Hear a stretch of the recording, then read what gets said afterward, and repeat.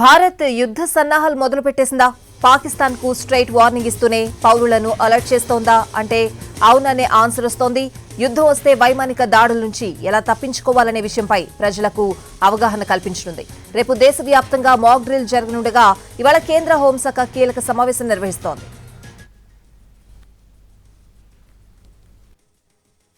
పెహల్గాం ఉగ్రదాడి తర్వాత భారత్ పాక్ దేశాల మధ్య యుద్ధ వాతావరణం కనిపిస్తోంది.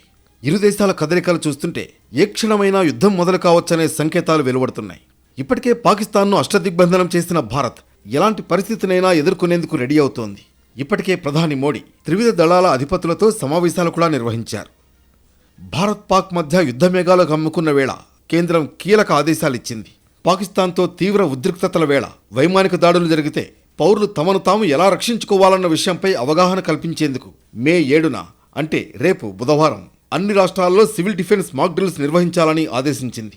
శత్రు దేశాలు వైమానిక దాడులు చేస్తే ఎలా తప్పించుకోవాలి, ఎలాంటి ప్రదేశాల్లో దాక్కోవాలి అనే అంశాలపై ప్రజలకు అవగాహన కల్పించాలని సూచించింది. ఈ విషయంలో పౌరులు, విద్యార్థులకు శిక్షణివ్వాలని కోరింది. సైరన్ మోగగానే ఎలా రక్షణ చేసుకోవాలన్న విషయంపై మాక్ డ్రిల్లో వివరిస్తారు. సరిహద్దు రాష్ట్రాల ప్రజలను ఇప్పటికే దీనిపై అప్రమత్తం చేశారు. అత్యవసర సమయాల్లో ప్రజలను సురక్షిత ప్రాంతాలకు తరలించడం, శత్రువుల దృష్టి మరల్చడంపై సేఫ్టీ మాక్ డ్రిల్లో అవగాహన కల్పిస్తారు. 1971 యుద్ధం తర్వాత దేశంలో తొలిసారి ఈ స్థాయిలో మాక్ డ్రిల్ నిర్వహిస్తున్నారు. మళ్లీ భారత్ యుద్ధ సన్నాహాలు మొదలుపెట్టడంతో పాక్తో వార్ షురూ కాబోతోందని కేంద్రం సంకేతాలిచ్చేసిందని ఊహాగానాలు మొదలయ్యాయి. మరోవైపు ఇవాళ కేంద్ర హోంశాఖ కీలక సమావేశం నిర్వహిస్తోంది. రాష్ట్రాలు, కేంద్రపాలిత ప్రాంతాలతో జరిగే సమావేశంలో రేపటి మాక్ డ్రిల్కు సంబంధించి చర్చిస్తారు.